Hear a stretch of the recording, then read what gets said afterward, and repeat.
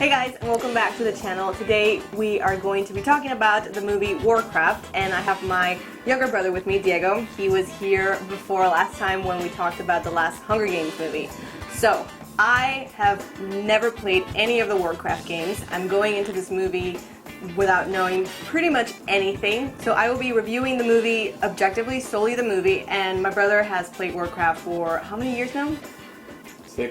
6 years, and so he has a lot more understanding of the characters, of the world, and he's going to help me throughout this whole review. And we went to watch it together, and we're going to tell you what we thought about it. So the movie is called Warcraft, or Warcraft the Beginning if you are in the UK, and it is based on the game Warcraft, Orcs and Humans, correct? Warcraft, yes. So the movie starts off showing us the orcs and their different clans. They are about to leave their world because it has been destroyed by the Fel, and they're going to go through the black portal to a new world called Azeroth.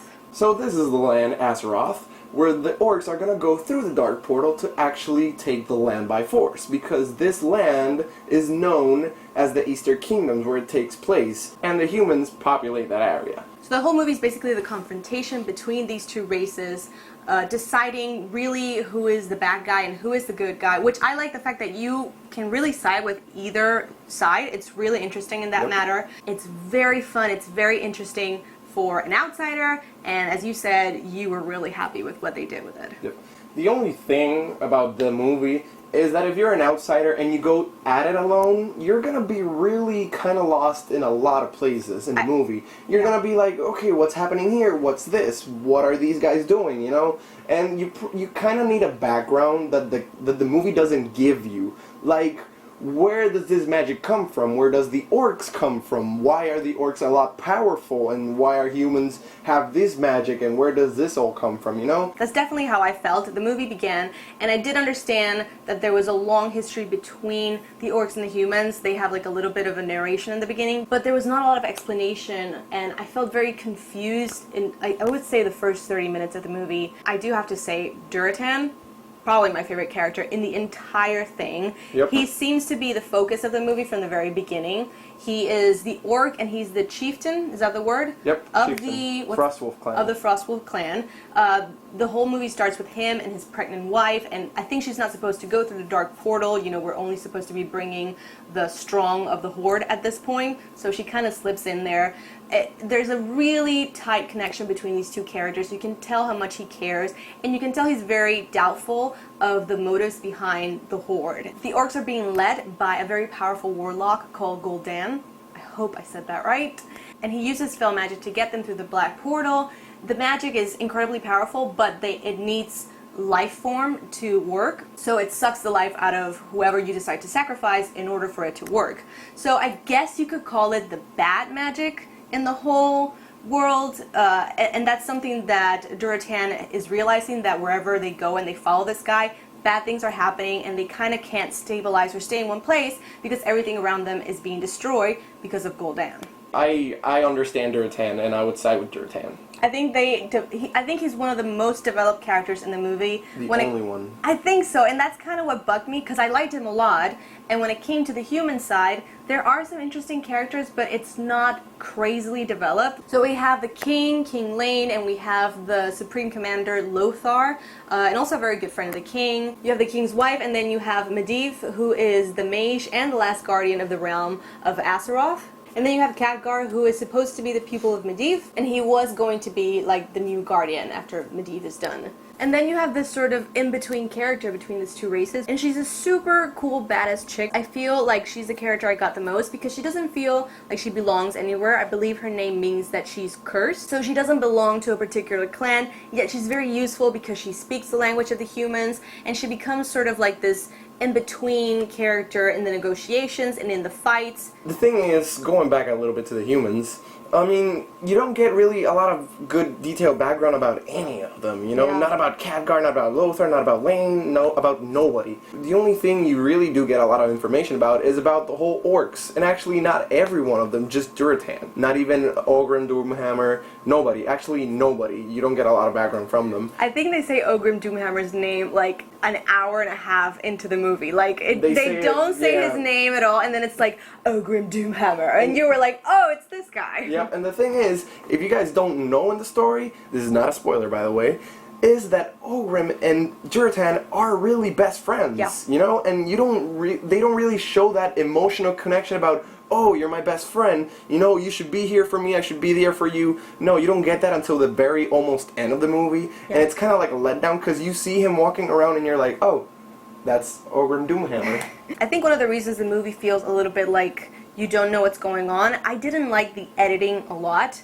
The movie has sort of like this very weird, I don't want to say cheesy editing, but okay, the transitions in every scene felt weird. Like, for example, there would be a fight, and then someone would be hurt, and they would say, we have to take them to this place. Suddenly, we're at that place. Like, there's no transition that helps me understand what the world looks like. I don't know how you get from here to there. The concept of time is kind of lost on me. For example, in one point, there's a griffin, and you're like, oh, cool, they're flying with a griffin, and you're like, okay, look, he's flying. You can get a tiny glimpse of Azeroth, and you're like, wow, this is really cool.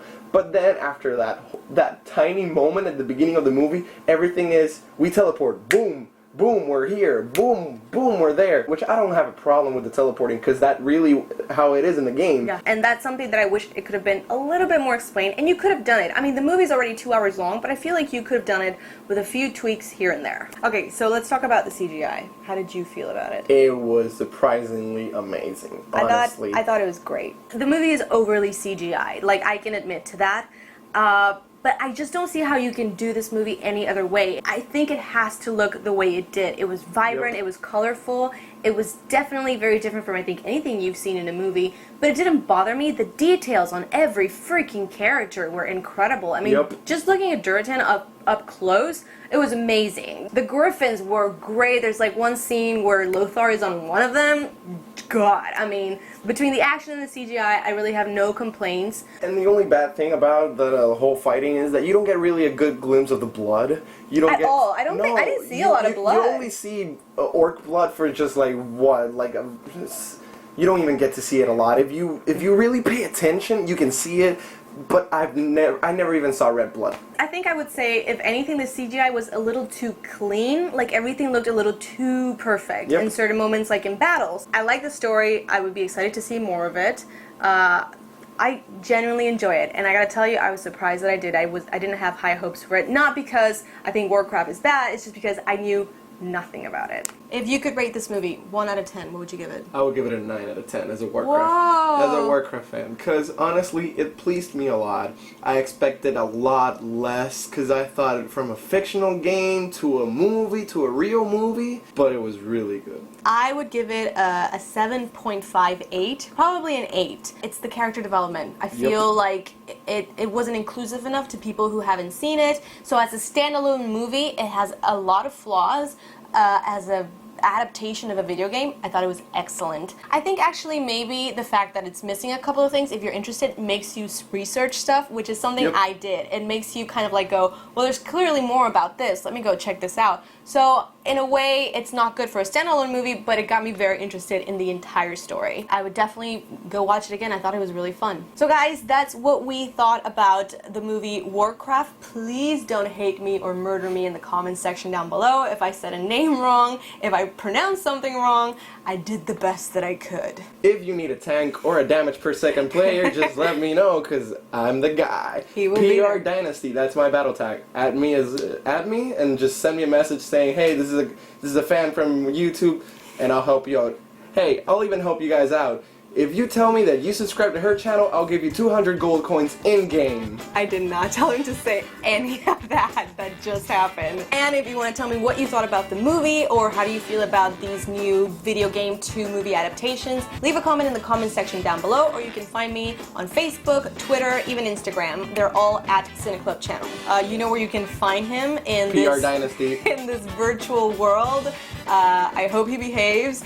And yeah, that's it for today. Thank you so much for watching. Give this video a like if you liked, subscribe to my channel, and I will see you on our next movie date.